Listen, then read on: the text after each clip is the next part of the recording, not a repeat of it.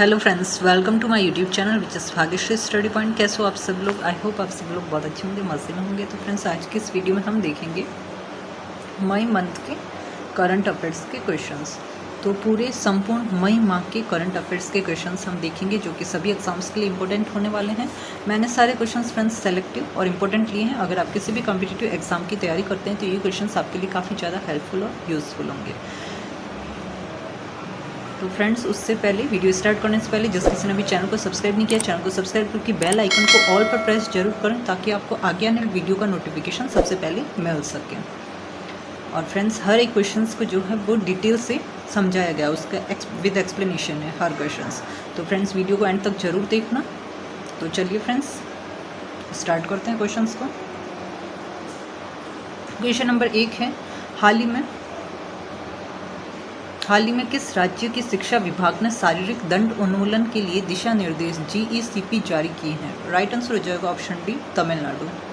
ठीक है, तो ये है GECP, ये शिक्षा विभाग है, शारीरिक दंड उन्मूलन के लिए दिशा निर्देश, जो कि किसने जारी किए हैं? तमिलनाडु ने। तो इंपॉर्टेंट पॉइंट्स में देख लेते हैं। शिक्षा का अधिकार अधिनियम है 2009 के अनुसार तमिलनाडु ने छात्रों के लिए सुरक्षित वातावरण को बढ़ावा देने के लिए स्कूलों में शारीरिक दंड के उन्मूलन के लिए दिशा निर्देश जारी किए हैं। स्कूल और प्राथमिक शिक्षा के निदेशकों द्वारा संयुक्त रूप से जारी की गई GECP का उद्देश्य क्या? शारीरिक दंड को रोकना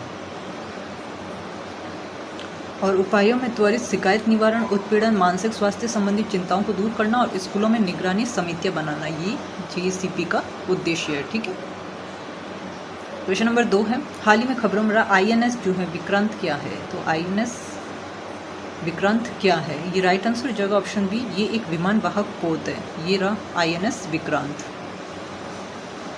इंपॉर्टेंट पॉइंट्स में देख लेते हैं। तो भारतीय नौसेना में हाल ही में अपने 2 विमान वाहक पोत है, INS विक्रमादित्य और INS विक्रांत के साथ जुड़वा वाहक संचालन का प्रदर्शन किया। भारत इन वाहकों का संचालन करता है। भारत इन वाहकों का संचालन करता है। INS विक्रांत यूके से खरीदा गया पहला विमान वाहक है, जो 1990 के दशक सक्रिय है। भारत का दूसरा वाहक है INS विराट, मूल रूप से HMS हर्मेस था।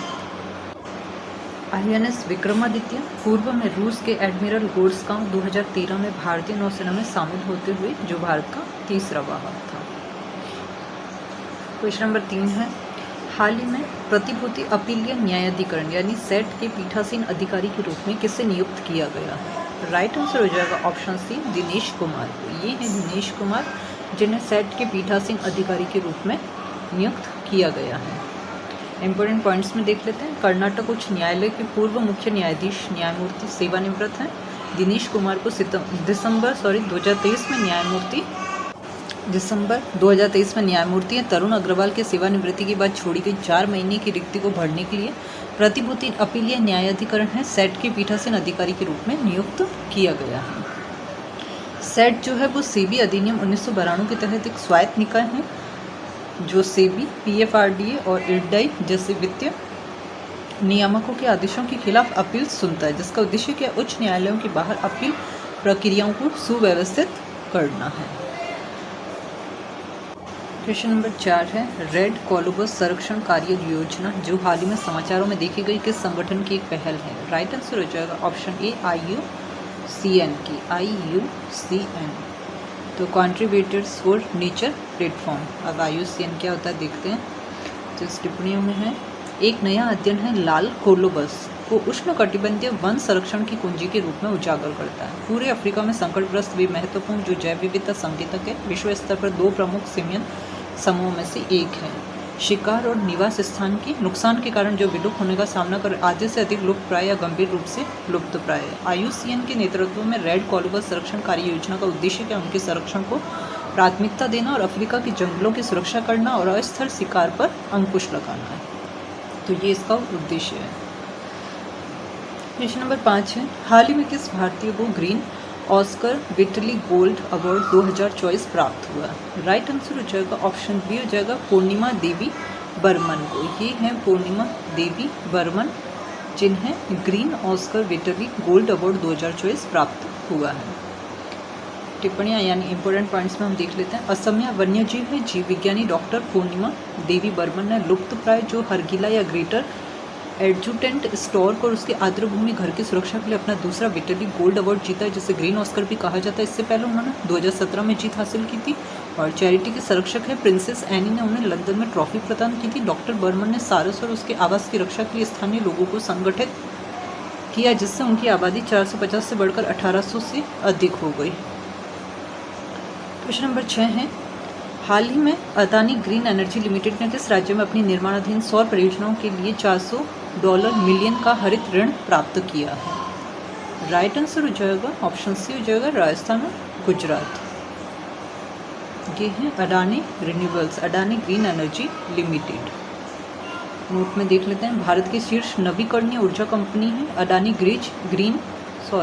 अडानी ग्रीन एनर्जी लिमिटेड ने राजस्थान और गुजरात में अपनी 750 मेगावाट की सौर परियोजनाओं के लिए 5 अंतर्राष्ट्रीय बैंकों से $400 मिलियन अमेरिकी डॉलर की फंडिंग जो है वो हासिल की है।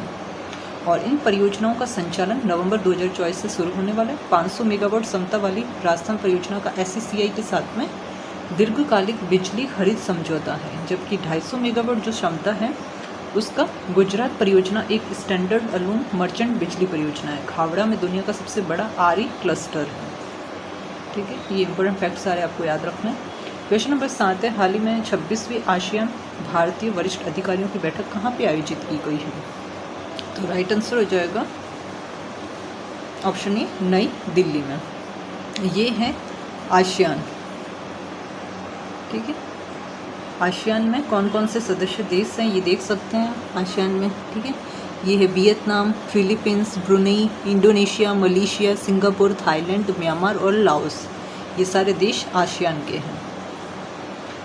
तो इंपॉर्टेंट पॉइंट्स में देख लेते हैं। नई दिल्ली में जयदीप मजूमदार और अल्बर्ट चुआ की सह अध्यक्षता में 26वीं आसियान भारत वरिष्ठ अधिकारियों की बैठक में राजनीतिक सुरक्षा, आर्थिक और सामाजिक सांस्कृतिक जुड़ाव पर ध्यान केंद्रित करते हुए आसियान भारत संबंधों की समीक्षा की गई। उन्होंने आसियान भारत व्यापक रणनीतिक साझेदारी को मजबूत करने के लिए प्रधानमंत्रियों के 12 सूत्रीय प्रस्ताव को लागू करने पर चर्चा की। लाओस की वियतनाम में आगामी आसियान भारत शिखर सम्मेलन की तैयारी पर भी चर्चा की गई। आसियान ने आसियान और क्षेत्रीय वास्तुकला के लिए भारत के समर्थन की सराहना की है। क्वेश्चन नंबर 8 है, हाल ही में खबरों में रहा MQ-9B प्रीडेटर क्या है? राइट आंसर हो जाएगा ऑप्शन बी हो जाएगा उच्च ऊंचाई वाले मानव रहित हवाई वाहन। ये है, देख सकते फोटो में ये विमान MQ प्रीडेटर। तो भारत अमेरिका से MQ-9B प्रीडेटर ड्रोन हासिल करेगा। उन्हें तमिलनाडु और उत्तर प्रदेश में तैनात करेगा। जनरल एटॉमिक्स एरोनॉटिकल सिस्टम्स द्वारा विकसित यह एक उच्च ऊंचाई लंबे समय तक सहन करने वाला सशस्त्र UAV है। निगरानी और हवाई हमलों के लिए अमेरिका द्वारा उपयोग किया जाता है और इसके 2 प्रकार है, स्काई गार्डियन और सी गार्डियन। बाद का उपयोग 2020 से भारतीय नौसेना के द्वारा किया जा रहा है। क्वेश्चन नंबर 9 है, हाल ही में किस देश ने उज्बेकिस्तान को हराकर पुरुष AFC अंडर-23 एशियाई कप 2024 जो है वो जीता है? राइट आंसर हो जाएगा ऑप्शन सी, जापान ने जीता है। इंपॉर्टेंट पॉइंट्स में है, तो जापान ने दोहा कतर में आयोजित फाइनल मैच में उज्बेकिस्तान को हराकर अपना दूसरा पुरुष AFC अंडर-23 एशियाई कप खिताब हासिल किया। जापानी गोलकीपर की महत्वपूर्ण पेनल्टी बचाव ने उनकी जीत सुनिश्चित कर दी। सेमीफाइनल में इंडोनेशिया को हराकर इराक ने जो है वो कांस्य पदक जीता है। क्वेश्चन नंबर 10 है, लैंसेट रिपोर्ट के अनुसार 2085 तक भारत में दूध उत्पादन में कमी का अनुमानित प्रतिशत क्या है? राइट आंसर हो जाएगा ऑप्शन ए हो जाएगा 25%। इंपॉर्टेंट पॉइंट्स में लेसेंट की रिपोर्ट में चेतावनी दी गई है कि भारत में बढ़ते तापमान से 2085 तक दूध उत्पादन में 25% की कमी आ सकती है। भारत शीर्ष वैश्विक दूध उत्पादक और उपभोक्ता गंभीर आजीविका और पोषण जोखिमों का सामना कर रहा है। उत्तरी मैदानी क्षेत्र है भारत के दूध का 30% योगदान देता है, जिसमें 89 मिलियन छोटे किसानों का समर्थन प्राप्त है। तापमान आर्द्रता सूचकांक के द्वारा मापा जाने वाला ताप तनाव दूध की उपज को जो है वो कम कर देता है। क्वेश्चन नंबर 11 है, हाल ही में समाचार में देखी गई अजरक कपड़ा शिल्प मुख्य रूप से किस राज्य से संबंधित है? राइट आंसर हो जाएगा ऑप्शन सी, गुजरात से। ये है गुजरात का अजरक कपड़ा शिल्प, ये मुख्य रूप से गुजरात से संबंधित है। इंपॉर्टेंट पॉइंट्स में देख लेते हैं। पेटेंट डिज़ाइन और ट्रेडमार्क महानियंत्रक ने गुजरात के कच्छ अजरक कारीगरों को भौगोलिक संकेत यानी GI टैग प्रमाण पत्र प्रदान किया है। और अजरक कपड़ा एक शिल्प जो गुजरात की संस्कृति में गहराई से निहित है। विशेष रूप से कच्छ, सिंध और बाड़मेर में सूती कपड़े पर जटिल हाथ ब्लॉक प्रिंटिंग जो है ये शामिल है। अब इसका नाम अजरक किससे दिया गया? नील इस्तेमाल की जाने वाली प्रमुख डाई है, ठीक है, इसलिए इसका नाम अजरक पड़ा। परंपरागत रूप से अजरक प्रिंट आकाश है, नीला भूमि और अग्नि जो कि होती है लाल, और सितारों यानी कि सफ़ेद इसका प्रतीक है, जो समृद्ध प्रतीकवाद और इतिहास को दर्शाता है। क्वेश्चन नंबर 12 है, हाल ही में किस देश ने मारुजुआना को कम खतरनाक दवा के रूप में पुनः वर्गीकृत करने का प्रस्ताव दिया है? तो राइट आंसर हो जाएगा ऑप्शन बी चीन। ये है मारुजुआना दवाई। सॉरी, राइट आंसर इसमें होगा ऑप्शन ए हो जाएगा, संयुक्त राज्य अमेरिका है, ठीक है। तो यूएस का ये है ड्रग इन्फोर्समेंट एडमिनिस्ट्रेशन ने मारुजुआना को अनुसूची 1 से अनुसूची 3 में पुनः वर्गीकृत करने का प्रस्ताव दिया, जो कम सख्ती से विनियमित है। राष्ट्रपति है बिडेन। इनके सुझाव का उद्देश्य हेरोइन और एलएसडी के साथ में अनुसूची 1 वर्गीकरण के विपरीत मारुजुआना विनियमन को इसकी चिकित्सा क्षमता के साथ में संरेखित करना है। तो व्हाइट हाउस के अधिकारियों द्वारा लंबित जांच और सार्वजनिक टिप्पणी के बावजूद यह कदम वैज्ञानिक साक्ष्य द्वारा समर्थित मारिजुआना की चिकित्सक के लाभों को स्वीकार करने की दिशा में एक बदलाव को संकेत देता है। क्वेश्चन नंबर 13 है, पेंशन विभाग ने हाल ही में सरकारी सेवानिवृत्त लोगों के लिए एक ऑनलाइन पोर्टल को लॉन्च किया। अब इस पोर्टल का नाम क्या है? राइट आंसर हो जाएगा ऑप्शन सी भविष्य पोर्टल। ये है भविष्य पोर्टल पेंशन विभाग वालों के लिए, ठीक है। तो पेंशन विभाग ने सरकारी जो सेवानिवृत्त लोगों के लिए पेंशन भुगतान और स्वीकृतियों पर नज़र रखने के लिए भविष्य नामक एक ऑनलाइन पोर्टल को लॉन्च किया। ये पोर्टल क्या है? भारतीय state bank, bank of Baroda, Punjab national bank और कैनरा बैंक सहित 5 बैंकों की पेंशन प्रसंस्करण और भुगतान सेवाओं के लिए साथ में एकीकृत है। क्वेश्चन नंबर 14 है, high mobility artillery rocket system जो हाल ही में समाचार में देखा गया किस देश द्वारा विकसित किया गया है? राइट आंसर हो जाएगा ऑप्शन डी हो जाएगा यूएसए, संयुक्त राज्य अमेरिका के द्वारा। ये है, देख सकते हैं फोटो में। तो रूस की सरकार ने यूक्रेन को अमेरिकी सैन्य सहायता में वृद्धि के बाद कथित तौर पर 2 यूक्रेनी high mobility artillery rocket system को निशाना बनाते हुए नई फुटेज जारी की।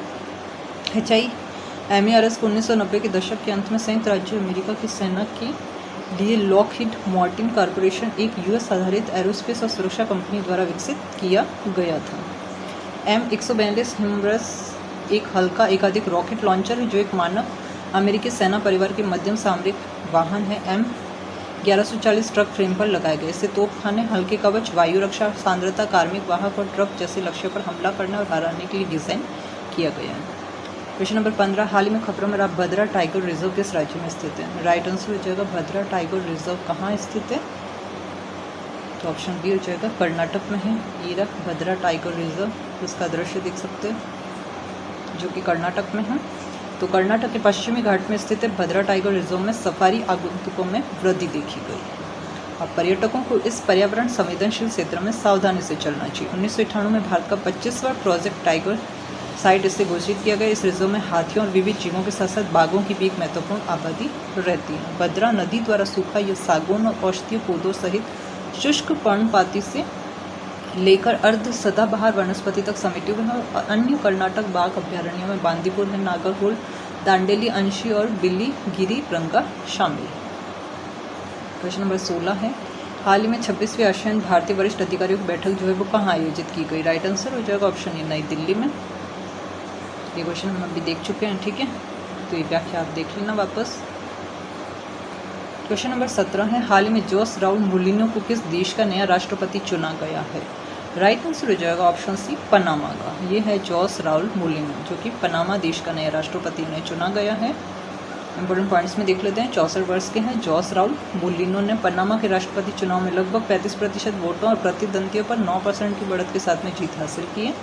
ने वर्तमान राष्ट्रपति लॉरेंटिनो कॉर्टिजो ने उन्हें बधाई दी। 5 मई 2024 को हुए चुनाव में मुलिनो को रिकॉर्डो मार्टिनेली के स्थान पर खड़ा देखा गया, जिन्हें कानूनी परेशानियों का सामना करना पड़ा था। क्वेश्चन नंबर 18 है, हाल ही में किस देश की पुरुष टीम ने इंडोनेशिया को हराकर 11वां थॉमस कप जीता है? ठीक है, तो किसको हराया है? राइट आंसर हो जाएगा ऑप्शन ई चीन को। चीन ने इंडोनेशिया को हराकर 11वां थॉमस कप जीता है। तो चीन के चेंगदू में आयोजित हुआ है ये 2024 BWF थॉमस और उबेर कप में चीनी बैडमिंटन टीम का दबदबा देखा गया। पुरुष और महिला दोनों ने खिताब जीते हैं। थॉमस कप में चीन ने इंडोनेशिया को हराया, 4-1 से अपनी 11वीं जीत हासिल की है। मौजूदा चैंपियन भारत क्वार्टर फाइनल में चीन से हार गया और उबेर कप ने भी इसी तरह की कहानी, मतलब उबेर कप का भी ये सेम ही रहा कि भारत जो है क्वार्टर फाइनल में चीन से हार गया। चीन की जीत 2012 के बाद पहली बार है जब एक देश ने विश्व टीम चैंपियनशिप में दोनों ही खिताब जीते हैं, चीन ने। ठीक है, क्वेश्चन नंबर 19 से विश्व अस्थमा दिवस से 2024 का विषय क्या है? राइट आंसर हो जाएगा ऑप्शन डी हो जाएगा, अस्थमा शिक्षा सशक्त बनाती है। तो विश्व अस्थमा दिवस 2024 के उपलक्ष्य में जीना है अस्थमा शिक्षा सशक्तिकरण थीम को बढ़ावा देता है, जिसकी थीम में याद रखना अस्थमा शिक्षा सशक्तिकरण, जो प्रभावी रोग प्रबंधन और समय पर चिकित्सा हस्तक्षेप करने के लिए अस्थमा से पीड़ित लोगों को शिक्षित करने के महत्व पर जोर देता है। और वैश्विक स्तर पर 260 मिलियन से अधिक लोग अस्थमा से प्रभावित हैं, जिसके कारण हर साल 4,50,000 से अधिक मौतें होती हैं, जिन्हें रोका जा सकता है। क्वेश्चन नंबर 20 से हाल ही में समाचारों में देखे गए औरंगुटान की IUCN स्थिति जो है वो क्या है? राइट आंसर हो जाएगा ऑप्शन बी, गंभीर रूप से संकटग्रस्त है। ठीक है, इंपॉर्टेंट पॉइंट्स में देख लेते हैं। इंडोनेशिया में वैज्ञानिकों ने एक जंगली नर औरंगुटान को एक औषधीय पौधे की चबाई हुई पत्तियों से चेहरे के घाव का इलाज करते हुए देखा गया। अपने लाल फर से पहचाने जाने वाले औरंगुटान जो है सबसे बड़े वृक्षवासी यानी स्तनधारी हैं, जो अपना 90% से अधिक समय कहाँ पे पेड़ों पर बिताते हैं। और वे सुमात्रा और बोर्नियो में निवास करते हैं, जहाँ उनका निवास स्थान दलदली जंगलों से लेकर पहाड़ी क्षेत्रों तक है। 3 प्रजातियाँ मौजूद है, बोर्नियन, सुमात्रान और तपनोली। 96.4% मानव जीन साझा करने वाले औरंगुटान को गंभीर खतरे का सामना करना पड़ता है, जिसे IUCN रेड लिस्ट द्वारा वर्गीकृत किया गया। क्वेश्चन नंबर 21 से पाकिस्तान ने हाल ही में किस देश के सहयोग से अपना पहला चंद्र मिशन है iCube कमर जो है वो लॉन्च किया है? तो राइट आंसर हो जाएगा ऑप्शन सी, चीन। ये है iCube कमर लॉन्च किया है चीन ने। तो इंपॉर्टेंट पॉइंट्स में देख लेते हैं। पाकिस्तान और चीन ने संयुक्त रूप से पाकिस्तान का पहला चंद्र मिशन है iCube कमर जो है वो लॉन्च किया। पाकिस्तान के institute of space technology SUPARCO और चीन के SDTU द्वारा विकसित है। 7 किलोग्राम का उपग्रह है, चीन के चांग-ई 6 मिशन का हिस्सा है। 2 ऑप्टिकल कैमरों से सुसज्जित ये चंद्रमा की परिक्रमा करता है, जिससे पाकिस्तान स्वतंत्र रूप से चंद्र सतह की कल्पना पर उपग्रह आधारित अनुसंधान करने में सक्षम हो जाता है। क्वेश्चन नंबर 22 है हाल ही में किस राज्य सरकार ने पुलिकट पक्षी अभयारण्य की सीमाओं को अधिसूचित करने के लिए कदम उठाया? राइट आंसर हो जाएगा ऑप्शन सी हो जाएगा, तमिलनाडु। ये है पुलिकट पक्षी अभयारण्य। बड़े पॉइंट्स में देख लेते हैं।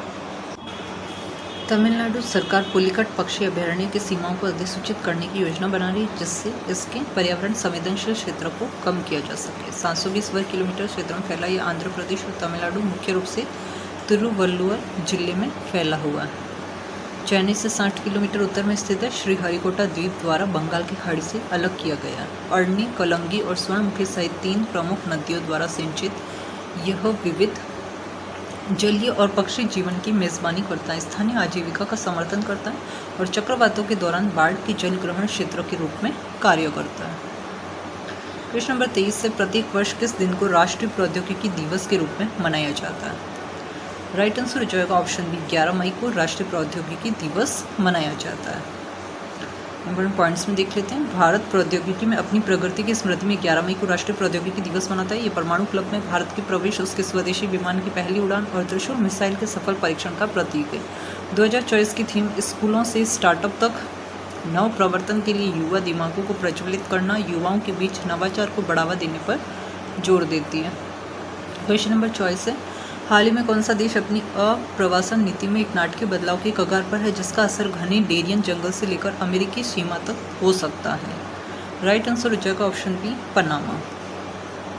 इंपॉर्टेंट पॉइंट्स में है पनामा उत्तर और दक्षिण अमेरिका को जोड़ने वाला एक मध्य अमेरिकी देश एक महत्वपूर्ण आव्रजन नीति बदलाव के लिए तैयार है, जो संभावित रूप से इसके घने डेरियन जंगल से अमेरिकी सीमा तक प्रभाव डालेगा। कोस्टा रिका और कोलंबिया की सीमा से घिरा ये प्रसिद्ध पनामा नहर को समेटे हुए जो इसके मध्य भाग को काटती है। विविध आबादी और विशाल वर्षा वनों के साथ में पनामा की सांस्कृतिक टैपेस्ट्री में स्वदेशी, यूरोपीय, अफ्रो कैरिबियन और वैश्विक अप्रवासी प्रभाव शामिल है। क्वेश्चन नंबर 25 है हाल में केंद्र सरकार ने किस देश को 14,000 टन गैर बासमती सफ़ेद चावल के निर्यात की अनुमति दे दी है? तो राइट आंसर हो जाएगा ऑप्शन बी हो जाएगा मॉरिशस। तो गैर बासमती सफ़ेद चावल है ये। तो केंद्र सरकार ने घरेलू कीमतों को स्थिर करने और खाद्य सुरक्षा सुनिश्चित करने के लिए जुलाई 2023 में लगाए गए प्रतिबंध को उलटते हुए मॉरिशस को 14,000 टन गैर बासमती सफ़ेद चावल के निर्यात को अधिकृत किया है। और विदेश व्यापार महानिदेशालय की अधिसूचना के अनुसार निर्यात को राष्ट्रीय सहकारी निर्यात लिमिटेड के माध्यम से सुविधा प्रदान की जाएगी। क्वेश्चन नंबर 26 है, हाल ही में किस देश ने 30वीं सुल्तान अजलान शाह ट्रॉफी जीती है? तो राइट आंसर हो जाएगा ऑप्शन ए, जापान ने जीता है। इंपॉर्टेंट पॉइंट्स में है, जापान ने पेनल्टी शूटआउट में पाकिस्तान को 4-1 से हराकर अपनी पहली है Sultan Azlan Shah hockey trophy हासिल की। और 11 मई 2024 को मलेशिया के इपोह में अजलान शाह स्टेडियम में आयोजित फाइनल मैच सामान्य समय में 2-2 से समाप्त हुआ। इस जीत ने जो है टूर्नामेंट में जापान का पहला खिताब जो है वो जीता है। पाकिस्तान जो है वो 10वीं बार फाइनल में पहुंच रहा है। इससे पहले वह 3 बार ट्रॉफी जीत चुका है। 30वीं सुल्तान अजलान शाह ट्रॉफी में जापान ने शीर्ष स्थान हासिल किया और उसके बाद पाकिस्तान और मलेशिया का स्थान रहा। क्वेश्चन नंबर 27 है, हाल ही में किस सहकारी समिति ने आंध्र प्रदेश और तेलंगाना में ड्रोन ये सर्विस संचालन शुरू करने के लिए मारुत ड्रोन टेक प्राइवेट लिमिटेड के साथ एक समझौते पर हस्ताक्षर किए हैं? राइट आंसर हो जाएगा ऑप्शन ए हो जाएगा भारतीय किसान उर्वरक सहकारी यानी इफ्को के साथ में। तो इफ्को ने आंध्र प्रदेश और तेलंगाना में ड्रोन एयर सर्विस के लिए मारुत ड्रोन टेक के साथ साझेदारी की, जिसका लक्ष्य क्या है? ग्रामीण उद्यमता और युवा जुड़ाव को बढ़ावा देना है। सहयोग का लक्ष्य है कृषि इनपुट छिड़काव के लिए 5 लाख एकड़ को कवर करना है। मारुत ड्रोन टेक इफ्को कृषि उत्पादों के वितरण के लिए ड्रोन तैनात करेगा। DAAS ग्रामीण उद्यमों के माध्यम से किसानों के लिए किफ़ायती ड्रोन तकनीक पहुंच की सुविधा प्रदान करता है, जिससे पहुंच को बढ़ावा मिलता है। क्वेश्चन नंबर 28 है, हाल ही में 2024 पेरिस ओलंपिक के लिए क्वालिफाई करने वाले पहले भारतीय पुरुष पहलवान कौन बने हैं? राइट आंसर हो जाएगा ऑप्शन बी अमन सहरावत। ये है अमन सहरावत जो कि 2024 पेरिस ओलंपिक के लिए क्वालिफाई करने वाले पहले भारतीय पुरुष पहलवान बने हैं। तो अमन सहरावत ने 2024 पेरिस ओलंपिक के लिए कोटा हासिल करने वाले पहले भारतीय पुरुष पहलवान के रूप में इतिहास रचा है। और इस्तांबुल में विश्व कुश्ती ओलंपिक क्वालिफायर में उन्होंने सेमीफाइनल में कोरिया के चोंगसोंग हान को 12-2 से हराकर पुरुषों के 57 किलोग्राम फ्री स्टाइल वर्ग में पेरिस कोटा हासिल किया है। और यह 2024 ओलंपिक के लिए कुश्ती में भारत का 6ठा कोटा है। पिछले सभी 5 कोटा भारतीय महिला पहलवानों ने जीते हैं। क्वेश्चन नंबर 29 है, सुशील मोदी जिनका हाल ही में निधन हो गया किस राज्य के पूर्व उप मुख्यमंत्री थे? तो सुशील मोदी जो है राइट आंसर हो जाएगा ऑप्शन ए बिहार के उप मुख्यमंत्री थे। तो बिहार के पूर्व उप मुख्यमंत्री और वरिष्ठ भाजपा नेता है सुशील कुमार मोदी का हाल ही में 72 वर्ष की आयु में निधन हो गया। उन्होंने अप्रैल में कैंसर से अपनी लड़ाई का खुलासा किया और स्वास्थ्य संबंधी चिंताओं के कारण 2024 के लोकसभा चुनाव से भी बाहर हो गए। 5 जनवरी 1952 को जन्मे हैं। उन्होंने अपने राजनीतिक जीवन की शुरुआत पटना विश्वविद्यालय में एक छात्र कार्यकर्ता के रूप में की और 1973 में छात्र संघ के महासचिव का पदभार भी संभाला है। क्वेश्चन नंबर 30 है, हाल ही में एटीगा AITIG यानी आसियान भारत माल व्यापार समझौता की समीक्षा के लिए 4थी संयुक्त समिति की बैठक जो है वो कहाँ आयोजित की गई है? तो राइट आंसर हो जाएगा ऑप्शन डी पुत्रजया मलेशिया में। ये है पुत्रजया मलेशिया में। तो नोट इंपॉर्टेंट पॉइंट्स में देख लेते हैं। एहतिका समीक्षा के लिए 4थी संयुक्त समिति की बैठक 7 से 9 मई 2024 को पुत्रजया मलेशिया में बुलाई गई। एहतिका 2009 में हस्ताक्षरित आसियान और भारत के बीच में एक व्यापार समझौता है जो 2010 से प्रभावी है, इसे जिसे आमतौर पर आसियान भारत मुक्त व्यापार के रूप में जाना जाता है। और भौतिक वस्तुओं पर ध्यान केंद्रित करते हुए इसमें सेवाओं को शामिल नहीं किया गया है। 2014 में बैंकॉक थाईलैंड में 7वें आसियान आर्थिक मंत्रियों भारत परामर्श के दौरान एक अलग आसियान भारत सेवा व्यापार समझौते की स्थापना की गई थी। क्वेश्चन नंबर 31 है, कामी रीता जो हाल ही में 29 बार माउंट एवरेस्ट पर चढ़ने वाली दुनिया की पहली व्यक्ति बनी, वह किस देश की? राइट आंसर हो जाएगा ऑप्शन सी नेपाल की है कामी रीता। ये है कामी रीता, देख सकते हो फोटो में। तो प्रसिद्ध नेपाली पर्वतारोही है कामी रीता ने माउंट एवरेस्ट पर 29 बार चढ़ाई करके अपना ही विश्व रिकॉर्ड जो है इन्होंने तोड़ दिया है। और 12 मई 2024 को अपनी नवीनतम चढ़ाई के साथ इन्होंने 30 वर्षों में यह उपलब्धि हासिल की। 1970 में जन्मे रीता ने 1992 में अपना कैरियर शुरू किया था और 1994 में पहली बार एवरेस्ट पर विजय प्राप्त की। और उन्हें एवरेस्ट मैन के रूप में जाना जाता है। उनके प्रतिद्वंदी हैं पासंग दावा, 27 पर एवरेस्ट पर चढ़ चुके हैं और एवरेस्ट की ऊंचाई कितनी 8,848.86 मीटर या फिर 29,031.69 फीट है। क्वेश्चन नंबर 32 है सीनियर नेशनल सेलिंग चैंपियनशिप 2024 हाल ही में भारत के किस शहर में आयोजित की गई? राइट आंसर हो जाएगा ऑप्शन सी मुंबई में। इम्पोर्टेंट पॉइंट्स में है सीनियर नेशनल सेलिंग चैंपियनशिप 2024 का आयोजन 12 से 18 मई तक भारतीय नौसेना वाटरमैनशिप ट्रेनिंग सेंटर और भारतीय नौसेना सेलिंग एसोसिएशन द्वारा मुंबई पोर्ट पर जो है वो किया जाता है और 10 क्लबों की 82 प्रतिभागी ILCA 7,470 और फार्मूला काइट सहित विभिन्न वर्गों में प्रतिस्पर्धा जो है वो करते हैं। विश्व नौकायन अधिकारियों और एक अंतर्राष्ट्रीय जूरी की देखरेख में होने वाली दौड़ का उद्देश्य क्या है? राष्ट्रीय रैंकिंग स्थापित करना है। मुंबई बंदर का आदर्श स्थितियां प्रदान करता है। पदक दौड़ 18 मई को जो है वो निर्धारित हुई है। क्वेश्चन नंबर 33 है टी बोर्ड ऑफ इंडिया है TBI द्वारा जारी आंकड़ों के अनुसार असम और बंगाल की चाय बागानों में चाय का उत्पादन जो है कितने प्रतिशत तक गिर सकता है? राइट आंसर हो जाएगा ऑप्शन बी 50% तक।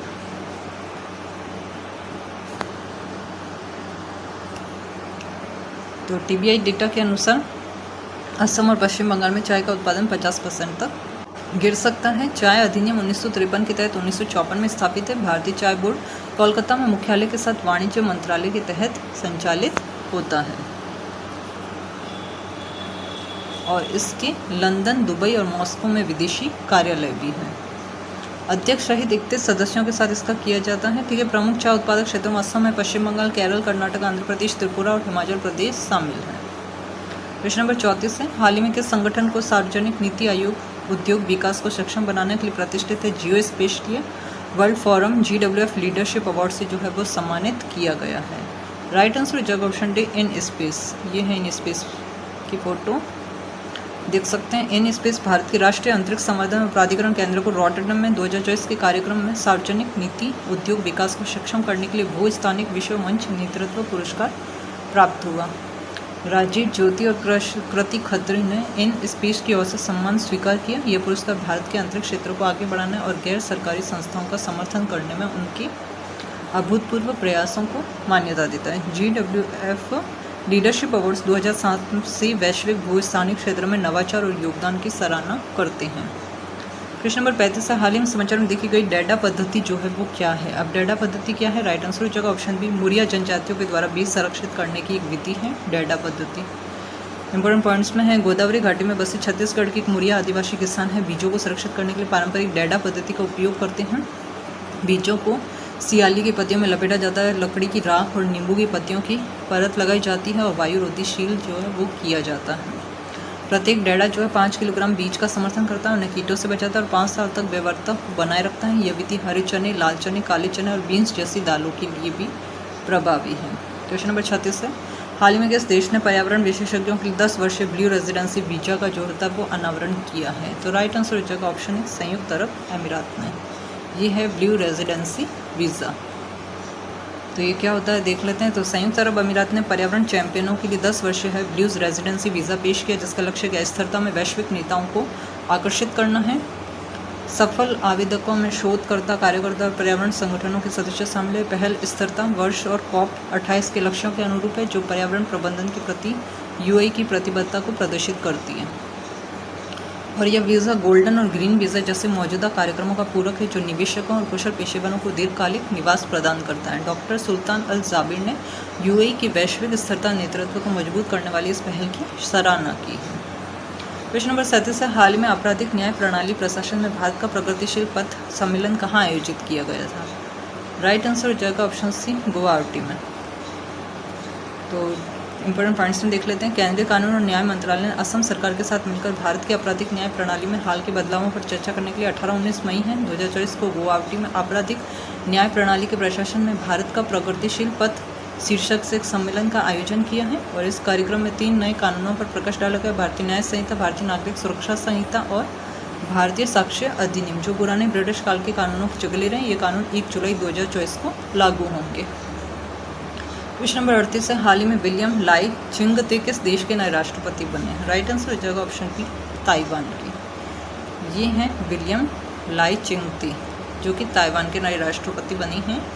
तो विलियम लाई चिंगते ने 21 तोपों की सलामी के साथ ताइवान के राष्ट्रपति के रूप में शपथ ली। इन्होंने ताइवान के लोकतंत्र की सराहना की और चीन से अपनी धमकियां बंद करने का आह्वान किया है। अब लाई और उपराष्ट्रपति हशिया बी खिम ने ताइपे में राष्ट्रपति भवन में एक समारोह में चीन गणराज्य के संस्थापक सन यात सेन के चित्र के नीचे जो है वो शपथ ली है। प्रश्न नंबर 39 है, अपराध रोकथाम और आपराधिक न्याय आयोग जो हाल ही में समाचार में देखा गया, ये किस संगठन के तहत जो है वो काम करता है? राइट आंसर ऑप्शन ए हो जाएगा, संयुक्त राष्ट्र आर्थिक और सामाजिक परिषद के अंतर्गत। इंपॉर्टेंट पॉइंट्स में, संयुक्त राष्ट्र आर्थिक और सामाजिक परिषद के तहत संयुक्त राष्ट्र निकाय अपराध रोकथाम और आपराधिक न्याय आयोग का 33वां सत्र है 5 दिनों की चर्चा के बाद में संपन्न हुआ है। CCPCJ है जिसमें 40 सदस्य देश शामिल है, विश्व स्तर पर विभिन्न अपराध मुद्दों को संबोधित करता है। ECO से संकल्प है 1992-22 द्वारा अनिवार्य यह संगठित अपराध, आर्थिक अपराध और बहुत कुछ से निपटने पर केंद्रित है। इसके अतिरिक्त आपराधिक कानून शहरी अपराध की रोकथाम के माध्यम से पर्यावरण संरक्षण को बढ़ावा देता है और आपराधिक न्याय प्रणाली की दक्षता को बढ़ाता है। CCPCJ अंतर्राष्ट्रीय सहयोग की सुविधा प्रदान करता है और अपराध रोकथाम और आपराधिक न्याय पर संयुक्त राष्ट्र कांग्रेस की तैयारी करता है। क्वेश्चन नंबर 40 से, हाल ही में समाचार में देखी गई इबेरियन लिंक्स की IUCN स्थिति क्या है? राइट आंसर हो जाएगा ऑप्शन डी है, लुप्त प्राय यानी खतरे में है। ये है, देख सकते हो इबेरियन लिंक्स, जैसे डरावने दिखते हैं, बिल्ली और शेर का मिश्रण लग रहा है पूरा, है ना। स्पेन और पुर्तगाल में लुप्त प्राय है इबेरियन लिंक्स की संख्या 2020 के बाद से अब लगभग दोगुनी हो गई। अपने नुकीले कान, लंबी टांगों और चींटीदार फर के लिए जाना जाने वाला ये लिंक्स दुनिया की सबसे लुप्त प्राय बिल्ली है। ठीक है, यह लैंगिक रूप से द्विरूपीय और मुख्य रूप से रात्रिचर है। एक समय यह इबेरियन प्रायद्वीप में व्यापक रूप से फैला हुआ था, अब यह मानवीय गतिविधियों के खतरों का सामना कर रहा है। संरक्षण प्रयासों से इसकी जनसंख्या में सुधार हुआ, लेकिन IUCN रेड लिस्ट के अनुसार यह अभी भी कहाँ है? खतरे में है। क्वेश्चन नंबर 41 है, हाल ही में किस देश ने 1 मई 2028 से समुद्र के रास्ते जीवित भेड़ के निर्यात पर प्रतिबंध लगाने की जो है वो घोषणा की है? राइट आंसर हो जाएगा ऑप्शन ए, ऑस्ट्रेलिया में। देख लेते हैं इंपॉर्टेंट पॉइंट्स में, ऑस्ट्रेलिया 1 मई 2028 से समुद्र के द्वारा जीवित भेड़ के निर्यात पर प्रतिबंध लगाएगा, लेकिन हवाई मार्ग से अन्य पशुधन निर्यात या भेड़ के निर्यात को प्रतिबंधित नहीं करेगा। यह निर्णय 2018 की घटना के बाद में लिया गया, जहां गर्मी के तनाव से 2400 भेड़ें मर गई और जिससे सार्वजनिक आक्रोश फैल गया। पशु अधिकार समूह लंबे समय से इस प्रतिबंध की वकालत करते रहे और न्यूजीलैंड, UK और संभावित रूप से यूरोपीय संघ भी इस तरह के प्रतिबंध की ओर बढ़ रहे हैं। क्वेश्चन नंबर 42 है, विश्व आर्थिक मंच की यात्रा में पर्यटन विकास सूचकांक 2024 में भारत का स्थान कौन सा है? राइट आंसर हो जाएगा ऑप्शन बी हो जाएगा, 39वां स्थान है भारत का। इंपॉर्टेंट पॉइंट्स में देख लेते हैं, 2024 में भारत विश्व आर्थिक मंच की यात्रा और पर्यटन विकास सूचकांक में 39वें स्थान पर पहुंच गए, जो महामारी के बाद पर्यटन पुनरुद्धार का संकेत देता है। इस सूची में अमेरिका टॉप पर है, जबकि दक्षिण एशिया और निम्न मध्यम आय वाले देशों में भारत जो है वो अग्रणी है। तो बेहतर बुनियादी ढांचा और संसाधन भारत की यात्रा को स्थिरता को बढ़ावा देते हैं। इससे पहले 2021 में 54वां सूचकांक मापदंडों में परिवर्तन तुलनीयता को प्रभावित करता है और शीर्ष 5 में अमेरिका, स्पेन, जापान, फ्रांस और ऑस्ट्रेलिया शामिल है। क्वेश्चन नंबर 43 है, हाल ही में समाचार में देखी गई है PM वाणी योजना का प्राथमिक उद्देश्य क्या है? PM वाणी योजना का प्राथमिक उद्देश्य क्या है? ये है ग्रामीण और दूर दराज के क्षेत्रों में सस्ती और हाई स्पीड इंटरनेट कनेक्टिविटी प्रदान करना। तो प्रधानमंत्री वाईफाई एक्सेस नेटवर्क इंटरफेम यानी PM वाणी योजना के तहत सार्वजनिक वाईफाई हॉटस्पॉट भारत में 2 लाख के करीब है और दूरसंचार विभाग ने के द्वारा दिसंबर 2020 में लॉन्च किए गए PM वाणी का उद्देश्य है ग्रामीण और दूरदराज के क्षेत्रों में किफ़ायती हाई स्पीड इंटरनेट को प्रदान करना है। यह योजना सार्वजनिक डेटा कार्यक्रम द्वारा स्थापित वाईफाई एक्सेस पॉइंट्स का उपयोग करके एक सार्वजनिक वाईफाई नेटवर्क स्थापित करती है, जो एक ओपन आर्किटेक्चर सिस्टम पर काम करती है, जो कई सेवा प्रदाताओं को इंटरनेट सेवाएं प्रदान करने में सक्षम बनाती है। क्वेश्चन नंबर 44 है, हाल ही में पहली एशियाई रिले चैंपियनशिप 2024 कहाँ आयोजित की गई? राइट आंसर हो जाएगा ऑप्शन बी, बैंकॉक, थाईलैंड में।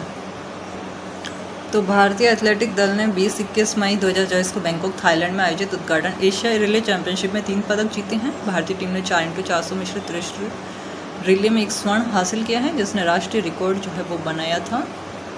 और मोहम्मद अजमल, ज्योतिका श्रीदांडी, अमोल जैकब और सुभा वेंकटेशन के साथ 3 मिनट 14.1 सेकेंड।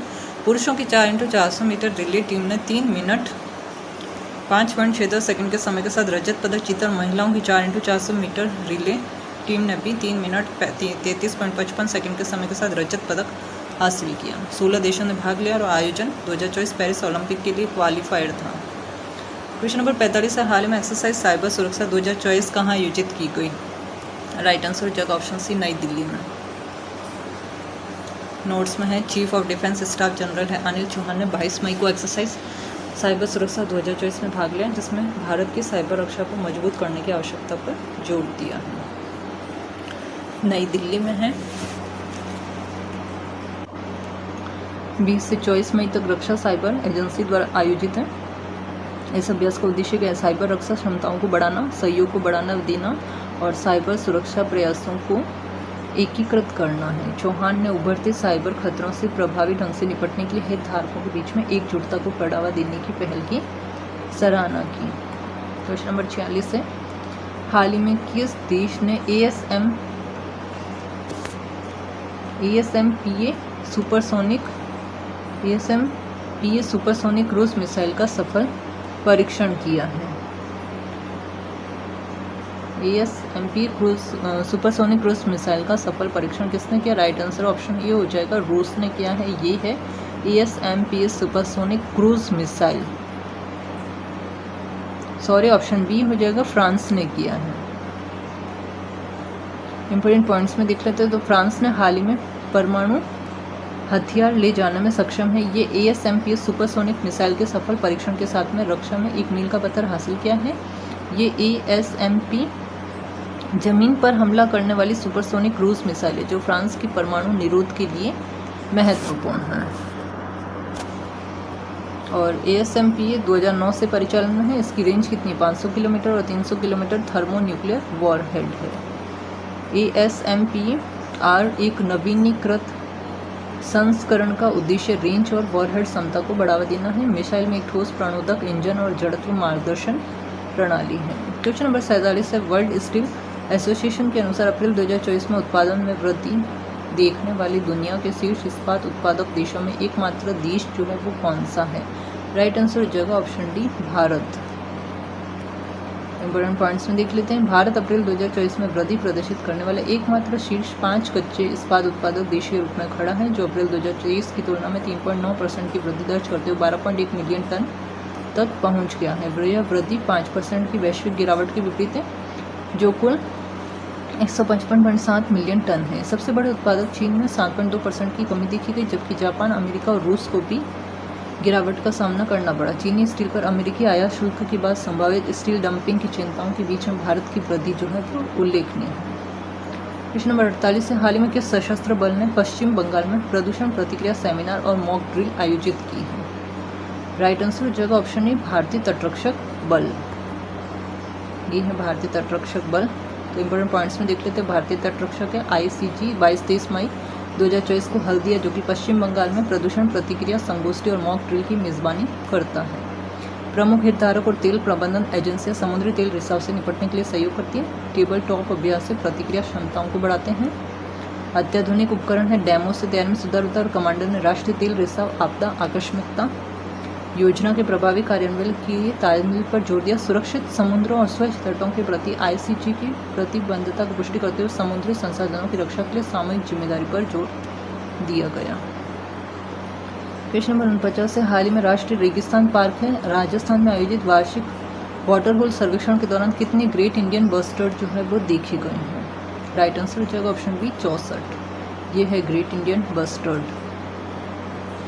तो राष्ट्रीय रेगिस्तान पार्क है जैसलमेर राजस्थान में वार्षिक वाटर होल सर्वेक्षण के दौरान 64 ग्रेट इंडियन बस्टर्ड देखे गए, जो 2022 में कितने थे? 42 थे। अब बारिश के कारण 2023 में कोई जनगणना नहीं की गई। ग्रेट इंडियन बस्टर्ड राजस्थान का राज्य पक्षी गंभीर रूप से लुप्तप्राय है और सूखे घास के मैदानों में रहता है। 2024 की जनगणना में 84 अधिकारी और 42 वाटर होल पॉइंट शामिल थे, जो वैशाख पूर्णिमा पर आयोजित की गई और सुरक्षा चिंताओं के कारण कुछ क्षेत्रों को इससे बाहर रखा गया था। लास्ट क्वेश्चन है, क्वेश्चन नंबर 50 है, हाल ही में समाचार में एस्ट्रोसैट मिशन का मुख्य उद्देश्य जो है वो क्या है?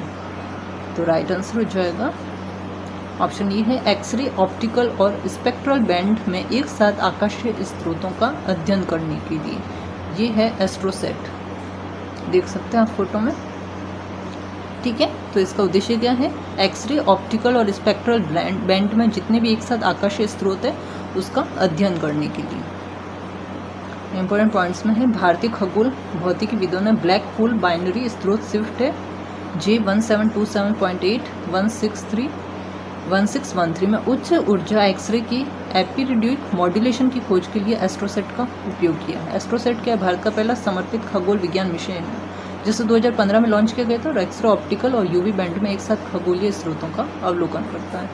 इसमें ब्रह्मांडीय स्रोतों की इमेजिंग और अध्ययन के लिए 5 वैज्ञानिक पेलोड है और बहुतरंगदैर्ध्य अवलोकनों को सक्षम करने के लिए अद्वितीय एस्ट्रोसेट को बेंगलुरु से नियंत्रित किया जाता है और इसके उद्देश्य में बाइनरी सिस्टम में स्टार जन्म क्षेत्रों का अध्ययन करना और गहन क्षेत्र सर्वेक्षण करना शामिल है। तो फ्रेंड्स, ये थे मई मंथ के टॉप 50 करंट अफेयर्स के क्वेश्चंस।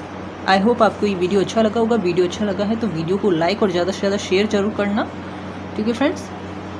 और अगर इन क्वेश्चंस के अगर आपको PDF चाहिए तो आप मेरा टेलीग्राम चैनल ज्वाइन कर सकते हैं जिसका लिंक डिस्क्रिप्शन बॉक्स में दिया हुआ है। तो थैंक यू फ्रेंड्स, मैं मिलती हूँ आपको नेक्स्ट वीडियो में। तब तक के लिए wish you all the best.